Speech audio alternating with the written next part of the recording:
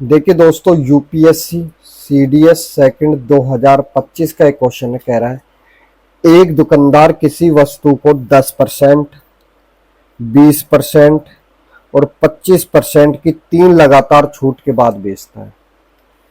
ठीक है, बेचने के बाद भी उसे 8% का लाभ होता है। ठीक है, अब पूछ रहा है अगर वो पहली छूट के बाद ही वस्तु को बेच देता है तो उसका लाभ कितना होगा। ठीक है, देखिए मैं बात करता हूँ सीपी और एसपी की। यहां से देखिए सीपी 100 मानते हैं, 8% का लाभ है, यानी ये एसपी आ गया। यहां से रेशो लिया मेरे भाई, 4 से काटा 25 बार, ये 27 बार। ठीक है, अब बात करते हैं मेरे भाई पीछे से, तीसरी छूट, ये दूसरी छूट और ये पहली छूट। हमें दूसरी छूट तक ही जाना है, क्यों, पहली छूट के बाद बेचा है।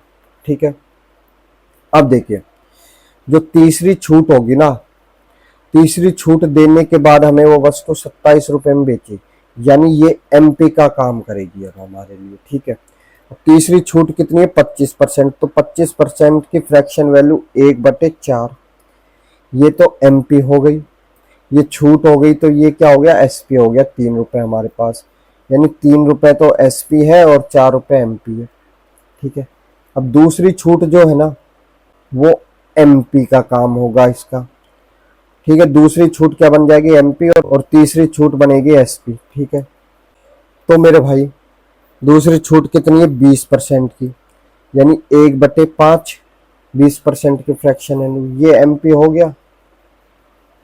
ठीक है, और 1 रुपए काट के बेचा तो ये नहीं, 4 रुपए, ये हमारे पास आ गया एसपी।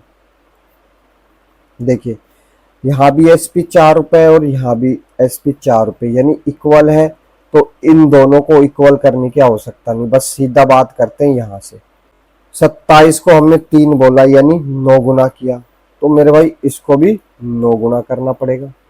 ठीक, देखिए अब आप ये देखिए कि 25 रुपए की वस्तु, 25 रुपए की वस्तु हमने 45 रुपए में बेची है पहली छूट के बाद।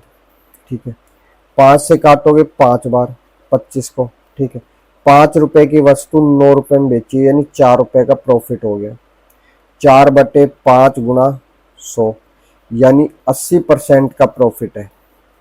ठीक है, 80% का प्रॉफिट है। डी ऑप्शन हमारा सही है, नन।